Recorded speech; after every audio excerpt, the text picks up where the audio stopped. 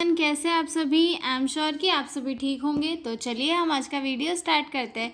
आज के वीडियो में हम डील करने वाले हैं फार्मा का एक क्वेश्चन जिसमें पूछा गया है कि कौन कौन से ड्रग है जो हमारे नर्वस सिस्टम के लिए वर्क करते हैं, यानी कि नर्वस सिस्टम से रिलेटेड डिसीजेस के लिए कौन कौन से ड्रग जो है वर्क करते हैं। ठीक है, तो जो लोग चैनल पर नए हो वो चैनल को सब्सक्राइब करो, वीडियो को लाइक करो और अपने दोस्तों के साथ शेयर करो, क्योंकि एग्ज़ाम आने वाली है और प्रिपरेशन सभी को करनी है। ठीक है, तो बिना देरी किए हुए स्टार्ट करते हैं।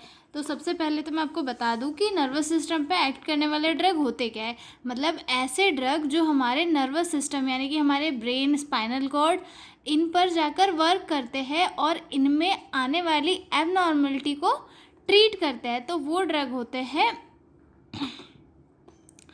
न्यूरोफार्माकोलॉजिकल एजेंट्स, यानी कि हमारे जो नर्वस सिस्टम पर एक्ट करते हैं और उन्हें उनकी जो एबनॉर्मल एक्टिविटीज़ होती है उन्हें ट्रीट करने का काम करते हैं। ठीक है, तो ये जो ड्रग्स होते हैं ये ड्रग बेसिकली हमारी ब्रेन की एक्टिविटी जैसे कि डिप्रेशन होना, मूड स्विंग या फिर पेन, इन सब जो सिम्टम्स होते हैं उनके ऊपर वर्क करते हैं। ठीक है, तो हम इसका इंट्रोडक्शन स्टार्ट करते हैं।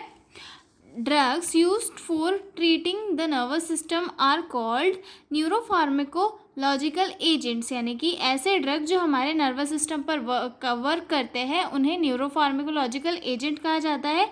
दे help in managing disorders like depression, anxiety, epilepsy, Parkinson disease, schizophrenia and pain. मतलब ये जो ड्रग्स होते हैं वो अलग अलग डिसऑर्डर्स जैसे कि ब्रेन डिप्रेशन हो गया, एंजाइटी हो गई, एपिलेप्सी हो गया या फिर पार्किंसंस डिसीज़ हो गई या स्किज़ोफ्रेनिया या फिर पेन, ऐसी कंडीशन में ये ड्रग जो है बॉडी में वर्क करते हैं और बॉडी को एक नॉर्मल कंडीशन में लेकर आते हैं। ठीक है, they act on the brain, spinal cord and peripheral nerves.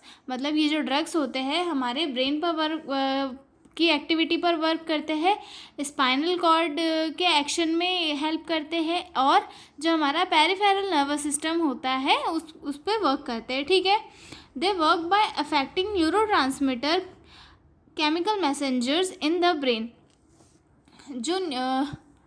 जो नर्वस सिस्टम पे में यूज़ किए जाने वाले ड्रग्स होते हैं वो बेसिकली हमारे जो न्यूरोट्रांसमीटर जो हमारे न्यूरॉन्स के अंदर रहता है उनके ऊपर वर्क करते हैं, यानी कि उनकी एक्टिविटी के ऊपर वर्क करते हैं। मतलब जैसे जिस टाइप का ड्रग हम किसी पेशेंट को दे रहे हैं तो वो पर्टिकुलर न्यूरोट्रांसमीटर को जाके एक्ट करेगा और उसकी एक्टिविटी को कंट्रोल करेगा। ठीक है, the nervous system drugs are essential to improving quality of life in the patient with chronic neurological condition. Nervous system के जो ड्रग हैं वो बहुत ही इम्पॉर्टेंट होते हैं किसी भी पर्सन की जो न्यूरोलॉजिकल कंडीशन होती है उसे इम्प्रूव करने के लिए। These medicine require careful monitoring and correct doses to avoid side effect. जो नर्वस सिस्टम से रिलेटेड ड्रग्स होते हैं या फिर न्यूरोफार्माकोलॉजिकल एजेंट्स होते हैं, इन ड्रग्स का जो डोज है वो करेक्ट होना चाहिए और इन ड्रग्स को जब हम किसी पेशेंट को देते हैं तो उस टाइम पे उसकी जो मॉनिटरिंग है वो भी करेक्टली होनी चाहिए, क्योंकि अगर उन पेशेंट की मॉनिटरिंग करेक्टली नहीं हुई तो उन पेशेंट में क्या है साइड इफ़ेक्ट देखने के लिए मिल सकते हैं जो उनकी लाइफ थ्रेटनिंग कंडीशंस जो है कॉज कर सकते हैं। डेफिनेशन देखते हैं।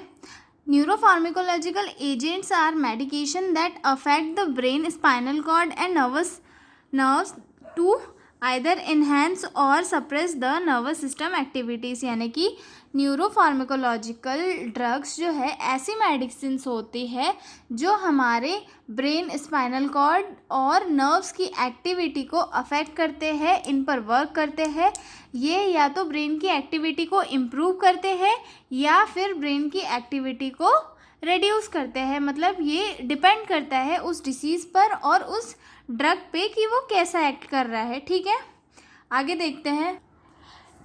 Types of nervous system drug, यानी कि किस किस टाइप के नर्वस सिस्टम के ड्रग्स होते हैं। तो सबसे फर्स्ट आता है एंटी डिप्रेसेंट ड्रग जो है वो डिप्रेशन और मूड डिसऑर्डर्स को ट्रीट करने के लिए यूज़ किया जाता है। जैसे कि कोई पर्सन है, उसे कोई मूड डिसऑर्डर है या फिर उसकी माइंड में डिप्रेशन है, तो उसे ट्रीट करने के लिए जो है एंटी डिप्रेसेंट ड्रग दिए जाते हैं। इनके एग्जाम्पल है फ्लोक्सेटिन, देन सर्ट्रालिन। सेकेंड ड्रग है एनेक्सियोलाइटिस और इसके अलावा हम इसे एंटी एंजाइटी ड्रग भी कहते हैं, मतलब एंजाइटी को रिड्यूस करने वाले drug, use to reduce anxiety and tension. मतलब माइंड से स्ट्रेस और एंजाइटी और टेंशन को रिड्यूस करने के लिए ये ड्रग जो है यूज़ किए जाते हैं। इनके एग्जांपल है डाइज़ापाम और लोराज़ेपाम। ये एक कॉमन ड्रग के नाम है। आई एम श्योर कि आपने ये ड्रग के नाम ज़रूर सुने होंगे, ठीक है। अब उसके बाद थर्ड ड्रग आता है एंटीसाइकोट्रिक ड्रग। एंटीसाइकोट्रिक ड्रग जो है ये सीवियर मेंटल डिसीजेस जैसे कि स्किज़ोफ्रेनिया, हेलुसिनेशन और डेल्यूजन, इनको ट्रीट करने के लिए दी जाती है। इसके एग्जाम्पल है हेलोपेराडोल और ओलेंजापाइन, ठीक है। उसके बाद आते हैं हम अगले ड्रग पे जो है एंटी इपिलेक्टिक ड्रग या फिर इन्हें एंटी कन्वल्जेंट भी कहा जाता है। ये जो है सीजर या फिर एपिलेप्सी, दैट मीन्स मिर्गी को ट्रीट करने के लिए किसी पेशेंट को दिए जाते हैं। इनके एग्जाम्पल है फेनाइलोटिन एंड कार्बामाज़ेपिन, ठीक है। उसके बाद अगला ड्रग देखते हैं सेडेटिव एंड हाइपोटोनिक्स। ये जो ड्रग है ये पेशेंट की जो एक्टिविटी होती है उसे रिड्यूस करने के लिए पेशेंट की बॉडी में एडमिनिस्टर किए जाते हैं। जैसे कि कोई पेशेंट होता है, मेनिया का हो गया, तो वो एकदम हाइपर एक्टिव हो जाता है, तो उसे उसकी जो बॉडी की एक्टिविटी है उसे कम कराने के लिए पेशेंट को दिए जाते हैं। ये पेशेंट को स्लीप के लिए भी दिया जाता है, ठीक है, और पेशेंट को शांत कराने के लिए दिया जाता है। इसके एग्जाम्पल है मेडाजोलाम, देन आता है फेनोबार्बिटल। अगला ड्रग है एनाल्जेसिक को एज अ पेन रिलीवर भी यूज़ किया जाता है। Use to reduce nervous related pain, मतलब नर्व से रिलेटेड अगर कोई पेन है तो उसे ट्रीट करने के लिए जो है एनाल्जेसिक यूज़ किए जाते हैं। इसके एग्जाम्पल है गाबापेंटिन और मॉर्फिन, ठीक है। अब इनका देखते हैं हम मैकेनिज्म ऑफ एक्शन की, ये वर्क कैसे करते हैं। दे चेंज द लेवल्स और actions of neurotransmitter like dopamine, serotonin और गाबा। मतलब जो नर्वस सिस्टम पे एक्ट करने वाले जो ड्रग है वो मेनली किस चीज़ को जाके ट्रिगर्ड करते हैं, हमारे न्यूरोट्रांसमीटर्स को जाके ट्रिगर्ड करते हैं और उनकी एक्टिविटी में इंक्रीमेंट या फिर उनकी एक्टिविटी स्लो करते हैं। जैसे कि जो हमारे न्यूरोट्रांसमीटर है, डोपामाइन है, सेरोटोनिन है और गाबा, इन पर जाकर एक्ट करते हैं, ठीक है। इंक्रीज्ड और decreased signals in the brain depending on the disease. मतलब जो वर्क है किसी भी ड्रग का वो उसकी डिसीज़ के अकॉर्डिंग डिपेंड करता है कि उस व्यक्ति का जो न्यूरोट्रांसमीटर की एक्टिविटीज़ है वो इंक्रीज़ करनी है या डिक्रीज़ करनी है, ये उस ड्रग की बीमारी पर डिपेंड करता है, ठीक है। फॉर एग्जांपल के लिए अगर हम देखें, एंटी डिप्रेसेंट जो ड्रग्स है वो सेरोटोनिन को इम्प्रूव करते हैं। किस चीज़ के लिए? मूड को स्टेबलाइज या फिर इम्प्रूव करने के लिए। एंटी डिप्रेसेंट ड्रग कब दिए जाते हैं? जब कोई भी पर्सन को डिप्रेशन होता है। तो डिप्रेशन को ट्रीट करने के लिए हमारी बॉडी में जो एक केमिकल सब्सटेंस होता है जिसे हम न्यूरोट्रांसमीटर कहते हैं, वो उसके लिए जो सेरोटोनिन न्यूरोट्रांसमीटर होता है वो रिस्पॉन्सिबल होता है। तो एंटी डिप्रेसेंट ड्रग हमारी बॉडी में जाते हैं, सेरोटोनिन को इम्प्रूव करते हैं, जिससे कि जो पर्सन है उसका मूड अपने आप ही इम्प्रूव हो जाता है, ठीक है। अब इसका देखते हैं फार्माकोकाइनेटिक्स की। जो ड्रग है वो हमारी बॉडी में जाकर कैसे जाता है, ठीक है।